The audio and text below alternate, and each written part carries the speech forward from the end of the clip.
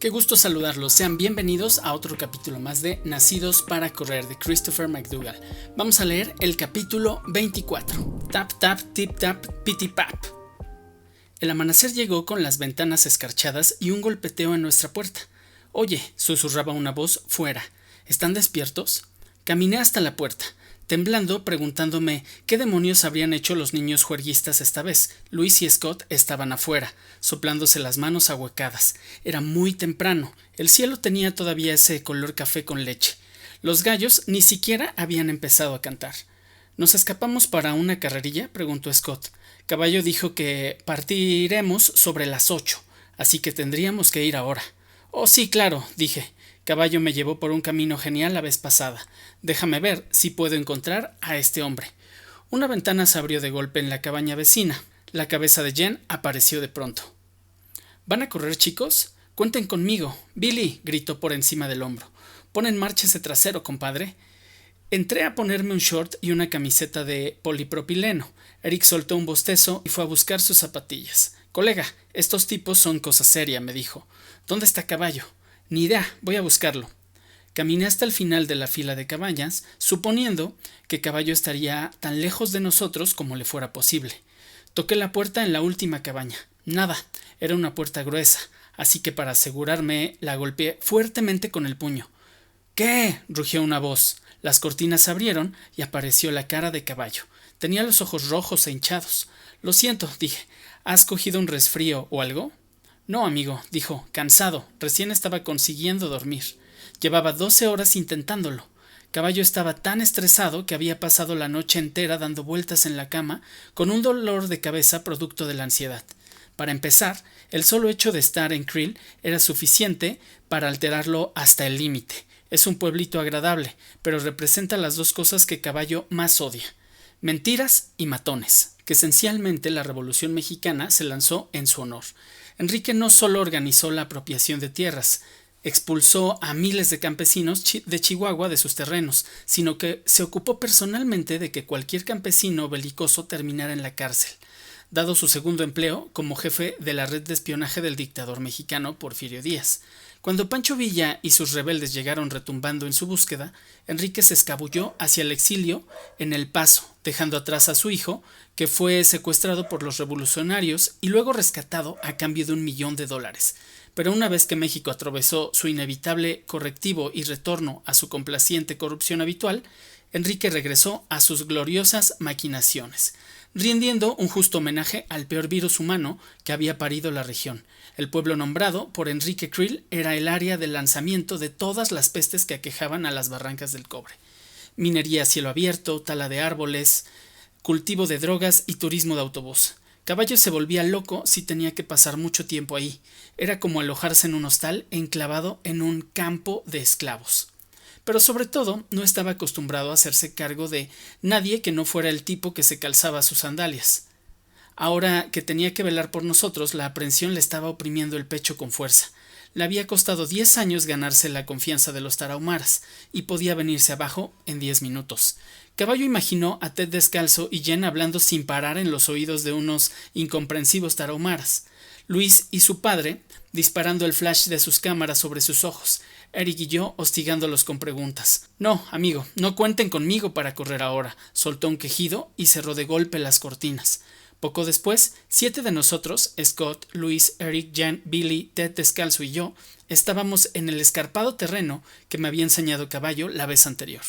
Dejamos atrás el toldo de árboles justo cuando estaba saliendo el sol por encima de los cerros de rocas gigantes, lo que nos hizo entrecerrar los ojos mientras el mundo entero se cubría de dorado.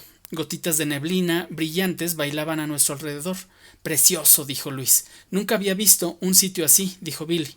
Caballo tiene razón, me encantaría vivir aquí, sobreviviendo con lo mínimo y corriendo por estos caminos. Ya le ha lavado el cerebro, dijo Luis entre carcajadas.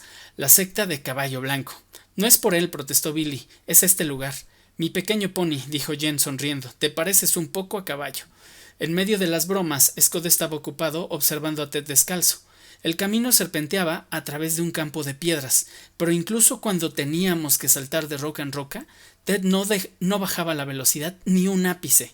Tío, ¿qué son esas cosas que llevas en los pies? Vibram Five Fingers, dijo Ted. ¿No son geniales? Y yo soy su primer atleta patrocinado. Y era cierto. Ted se había convertido en el primer atleta descalzo profesional de la era moderna. Los Five Fingers habían sido diseñados como zapatos de cubierta para competidores de regatas. La idea era obtener un mayor agarre en superficies resbalosas, pero manteniendo la sensación de estar descalzo. Había que fijarse atentamente para verlos. Se amoldaban tan perfectamente a la planta de los pies y a cada dedo que parecía que Ted había pisado una tinta de color verde. Poco antes del viaje a Barrancas del Cobre, se había topado con una foto de los Five Fingers en la web y de inmediato cogió su teléfono. De alguna manera, había atravesado el espeso matorral de operadores telefónicos y secretarias y había conseguido ponerse al habla con un gerente general de Vibram USA, que resultó no ser otro que Tony Post, quien fuera ejecutivo de Rockport, cuando ésta patrocinó a los Tarahumaras en Leadville. Tony escuchó atentamente a Ted, y no era que Tony no adorara la idea de confiarlo todo a la fortaleza del pie en lugar de a la superamortiguación y el control de movimiento. Una vez, Tony había corrido el maratón de Boston con un par de zapatos de vestir Rockport para demostrar que la comodidad y el buen diseño eran todo lo que hacía falta y no toda esa tontería del shocks, antipronación, refuerzo de gel, pero por lo menos los zapatos Rockport tenían un arco y una suela protectora. Los Five Fingers no eran más que una loncha de hule con una correa de velcro. Pese a todo, Tony tenía curiosidad y decidió probarlos él mismo. Salí a dar una vuelta sencilla de 1 milla, cuenta. Al final hice 7. Nunca había visto los Five Fingers como zapatillas para correr. Pero luego de eso, nunca volví a usar otras zapatillas de correr. Cuando llegó a casa, escribió un cheque para pagar el viaje de Ted descalzo al maratón de Boston. Habíamos corrido 6 millas por la cima de la meseta y estábamos regresando a Creel cuando en la distancia una delgada sombra negra apareció de entre los árboles acercándose hacia nosotros. ¿Es ese caballo?, preguntó Scott. Jen y Billy forzaron la vista para luego correr hacia él como sabuesos liberados de sus correas. Ted descalzo y Luis fueron tras ellos. Scott se quedó con nosotros, pero su instinto de caballo de carrera le estaba produciendo una comezón. Nos echó una mirada como pidiéndonos perdón a Eric y a mí. ¿Les importa si yo? Preguntó. Sin problema, dije. Corre tras ellos. Genial. Para cuando Ial salió de su boca, Scott ya se encontraba a unas 6 yardas de distancia, con el cabello ondeando como las cintas del manillar de una bicicleta para niños. Mierda, mascullé. Me había acordado de golpe que Marcelino, al ver a Scott despegar, Scott hubiera disfrutado tanto conocer a ese niño, y Jen y Billy también. Les hubiera encantado conocer al grupo de adolescentes Tarahumara. Podía llegar a imaginar lo que Manuel Luna estaba sintiendo. No era verdad. Estaba haciendo esfuerzos por no hacerlo. El mal había seguido a los Tarahumaras hasta aquí, al fondo de la tierra, donde no había dónde escapar. Incluso mientras lamentaba la muerte de su majestuoso hijo, Manuel debía estar preguntándose cuál de sus niños sería el siguiente. ¿Necesitas un descanso?, preguntó Eric. ¿Estás bien? No, estoy bien. Estaba pensando en algo. Caballo estaba acercándose, luego de que el resto le diera alcance. Había seguido su camino hacia nosotros, mientras ellos se tomaban un respiro, y posaban para la cámara de Luis. Me alegraba que Caballo hubiese cambiado de opinión y hubiera decidido unírsenos. Estaba sonriendo por primera vez desde que nos habíamos bajado del autobús. El centelleo de la salida del sol y el viejo placer de sentir su propio cuerpo entrar en calor desde dentro parecían haber calmado su ansiedad. Y hombre, era genial verlo en acción de nuevo. Sentí como se me enderezaba la espalda y se me aceleraban los pies, como si alguien hubiera puesto la banda sonora de Carros de Fuego. Parecía que la admiración era mutua. «Mírate», gritó Caballo, «estás hecho todo un oso nuevo». Poco antes, Caballo había escogido un espíritu animal para mí. Mientras él era un lustroso caballo blanco, yo era un oso pesado. Pero al menos me dio una tregua reparando en mi nueva forma física, pues había pasado 1 año desde que me había quedado sin aliento y me había estremecido patéticamente de dolor siguiéndolo. «No te pareces en nada al tipo que estuvo por aquí», dijo Caballo. «Todo se lo debo a este tipo», dije, señalando a Eric con un pulgar. 9 meses de entrenamiento estilo Tarahumara con Eric habían hecho maravillas. Pesaba 25 libras menos y corría con facilidad por un camino que antes me había matado. A pesar de todas las millas que estaba echándome encima, más de 80 a la semana, me sentía ligero, suelto y ansioso por más. Sobre todo, por primera vez en una década, no estaba tratándome ningún tipo de lesión. Este tipo hace milagros. Pero parece, dijo Caballo, sonriendo, conozco el material al que debió enfrentarse. Así que, ¿cuál es el secreto? Te lo diré luego, le prometí a Caballo. Ted Descalzo se había quitado sus Five Fingers y estaba enseñando la zancada descalza perfecta. Correr descalzo se ajusta a la perfección mi visión artística, estaba diciendo Ted. Este concepto de bricolaje donde menos es más, donde la mejor solución es la más elegante. ¿Para qué añadir algo si nacemos con el equipo completo? Será mejor que añadas algo a tus pies cuando crucemos las barrancas, dijo Caballo. ¿Has traído algún otro tipo de calzado, cierto? Claro, dijo Ted, tengo mis sandalias. Caballo sonrió, esperando que Ted Descalzo sonriera también, haciendo ver que estaba bromeando. Pero Ted no sonrió, no estaba bromeando. ¿No has traído zapatillas? Dijo Caballo. ¿Piensas meterte en las barrancas en sandalias? No te preocupes por mí. Subí las montañas San Gabriel descalzo. La gente se me quedaba mirando, pensando, este tipo está loco. Y ya los hubiera dicho. Estas no son las montañas San Gabriel, soltó Caballo, burlándose de la cordillera californiana con todo el desprecio gringo del que era capaz. Las espinas de los cactus aquí son como hojas de navaja. Si se te clava una en el pie, estamos todos jodidos. Estos caminos son ya suficientemente peligrosos sin tener que llevarte a cuestas. A ver, tranquilos, muchachos, dijo Scott, metiendo un hombro y separándolos. Caballo, Ted probablemente lleva años escuchando la cantinela de Ted. Vete a poner un par de zapatillas. Pero si él sabe lo que está haciendo, pues él sabrá lo que hace. No sabe una mierda de las barrancas, pero hay una cosa que se respondió Ted. Si alguien se mete en problemas ahí afuera, ten por seguro que no seré yo. Ah, sí, gruñó Caballo. Ya veremos, amigo. Se giró y retomó el camino. Oh, quieto ahí, dijo Jen. ¿Quién es el buscapleitos ahora, Ted?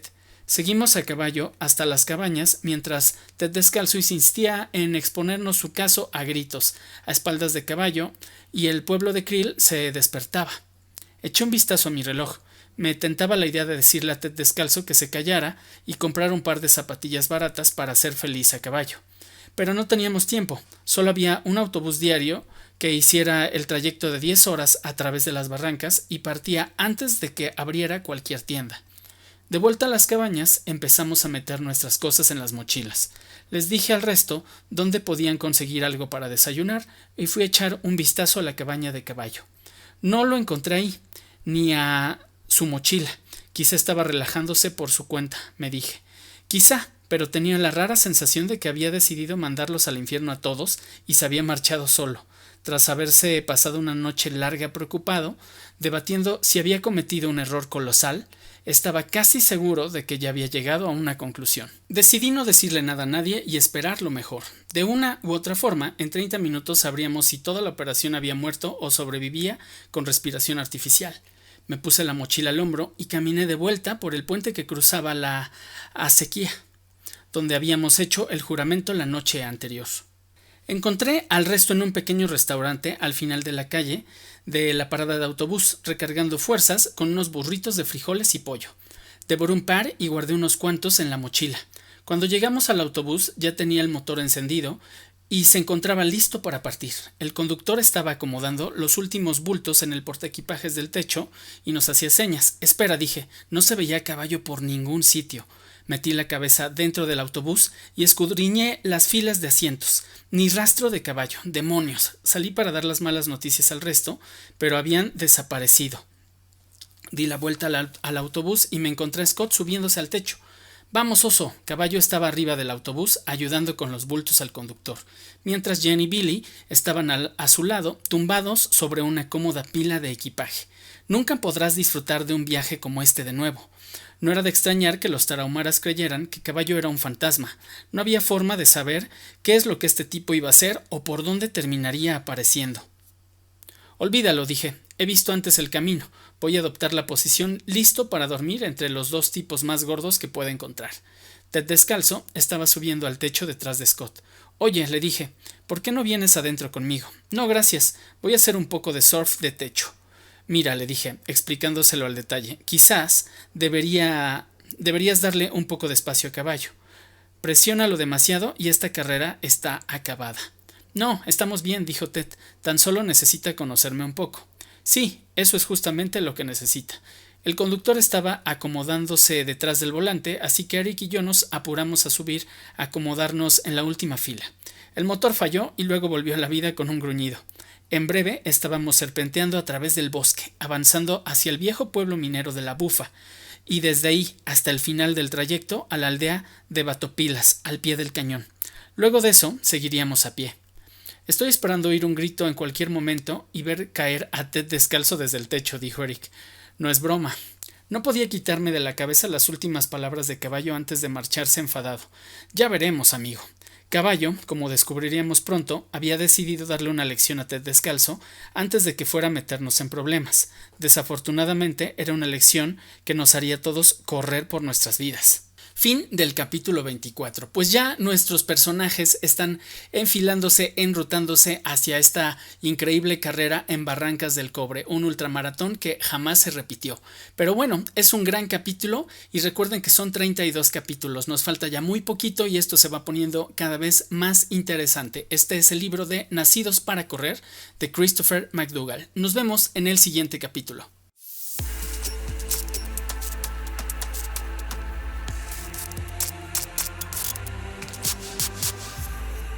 Nacidos para Correr, de Christopher McDougall.